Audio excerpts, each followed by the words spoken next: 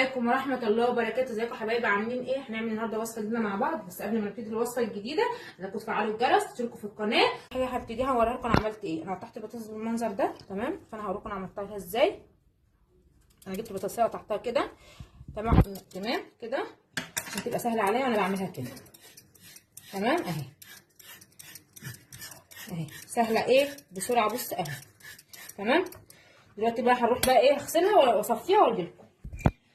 اول حاجه هنحطها على البوتاجاز. حطيت الصينيه، حطيت 3 معالق زيت، تمام. هركن بقى هنا كده دول، نيجي مولعين البوتاجاز. هنزل بالبصلايه تشوح شويه. حطيت 3 معالق زيت، تمام.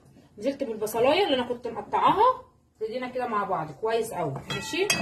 نمشي معاك واحده واحده. دلوقتي البصله بقت مصفره يا دوبك، حاجات بسيطه اهي. هنزل بالجزر، 3 جزرات بشرهم، تمام. هنزل بيهم، وهنزل بالفلفل. الفلفل ده اختياري، انا حاطاه حار، انتوا عايزين تحطوه بارد براحتكم، عايزين تحطوه حار زي براحتكم، ده اختياري، تمام. هشوحهم كده مع بعض شويه.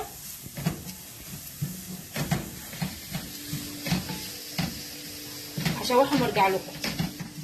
كده انا شوحت البصله مع الفلفل مع الجزر، تمام. هطفي عليها واروح بقى ايه، البطاطس اللي انا كنت نقعاها بقى لها حوالي 10 دقايق، فهروح بقى اصفيها ونشوف بقى هنعمل ايه مع بعض. انا صفيت البطاطس وحطيتها في طبق اهي. هنزل بالخليط اللي انا شوحته على النار، اللي هو الخليط اللي هو الجزر والبصل اهوت.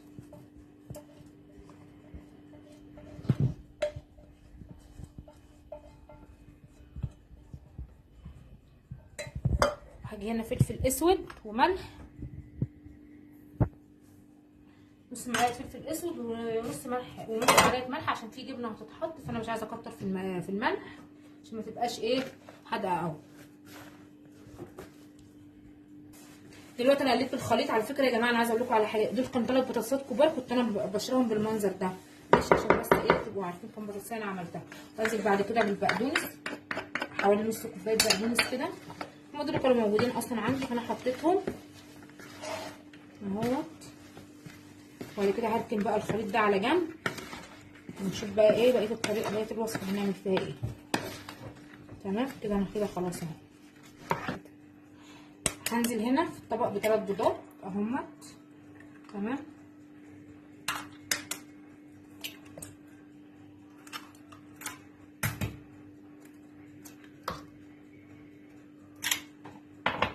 احط احط رشه فلفل اسود عشان بس الزفاره، وسنه ملح، عشان انا المفروض الملح والفلفل ما كنتش حطيتها على خليط البطاطس، بس انا حطيت بقى ايه هنا سنه ملح. وهنزل بقى بعد كده هعمل بالمضرب كده،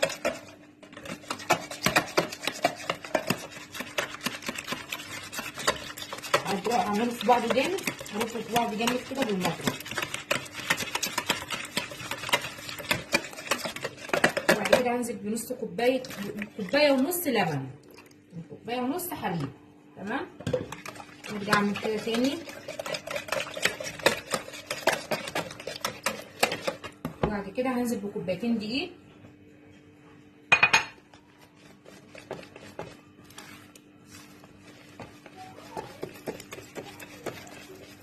هضربهم كويس قوي وارجع لكم.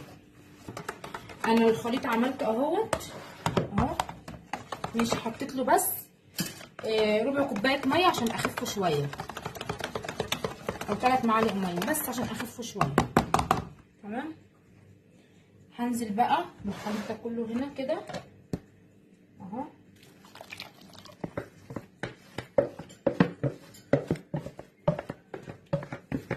ماشي. هقلبه كله ببعضه كده وهرجع لكم. هنزل بحوالي 3 معالق زيت اهمت، او معلقتين، ماشي. هعملهم كده في الصينيه،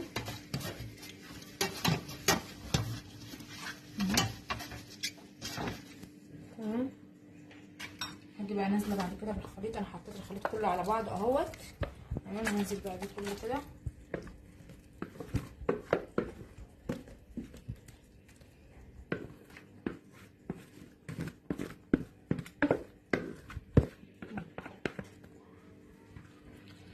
اعمل كده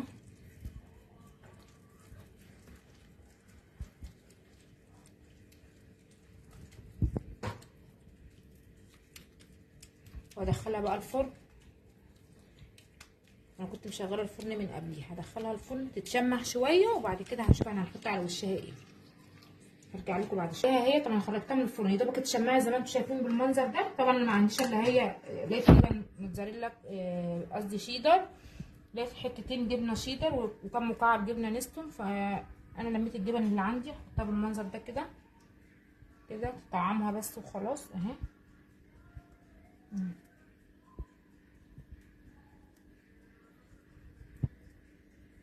هقطعها كلها الجبنه وهرجع لكم.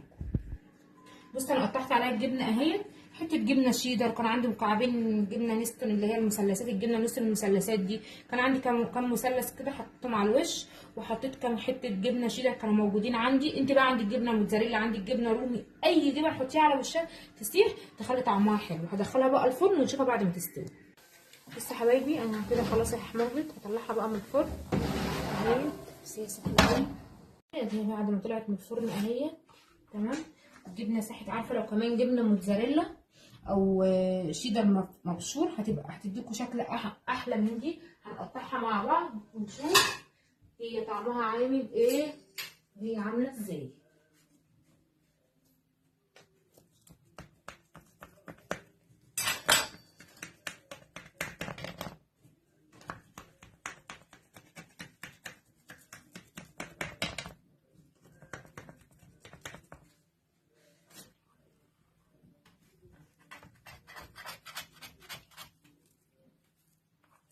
اهي بصوا البطاطس مستويه ازاي اهي. طبعا سخنه مولعه نار، فانا مش عارفه هعرف ادوقها ولا لا، اقول لكم رايي فيها. اهي يا حبايبي انا عايزه اقول لكم طعمها جميل وربنا طعمها حلو جدا. دي وجبه جميله. يا رب تكون الوصفه عجبتكم، بتمنى انكم تشتركوا في القناه وتفعلوا الجرس. انا عايزه اقول لكم خطفوا مني الطبق اصلا وحياه ربنا، وعايزين ياخدوا الصينيه بس انا مستنيه اصورها. فانا بتمنى منكم ان تفعلوا الجرس وتشتركوا في القناه وتديني تشجيع كده الوصفات بتاعتي، وجربوا كل وصفاتي صدقوني ناجحه وجميله جدا. واشوفكم في وصفه جديده ان شاء الله. السلام عليكم ورحمه الله وبركاته.